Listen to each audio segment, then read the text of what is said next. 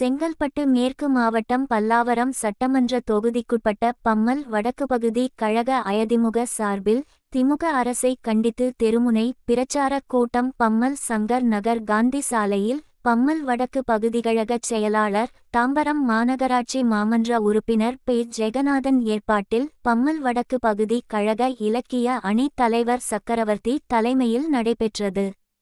இதில் செங்கல்பட்டு மேற்கு மாவட்ட கழக செயலாளர் சிட்லப்பாக்கம் ச. இராஜேந்திரன், பல்லாவரம் முன்னாள் சட்டமன்ற உறுப்பினர் தன்சிங், தலைமை கழக பேச்சாளர் ராஜகோபால் ஆகியோர் கலந்து கொண்டு திமுக அரசை கண்டித்து கண்டனவுரையாற்றினர்.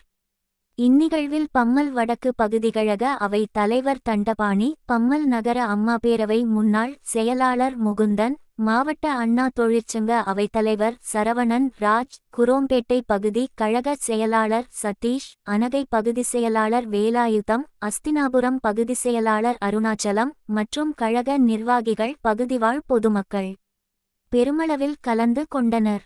கூட்டத்தின் முடிவில் பொதுமக்களுக்கு நலத்திட்ட உதவிகள் வழங்கப்பட்டன.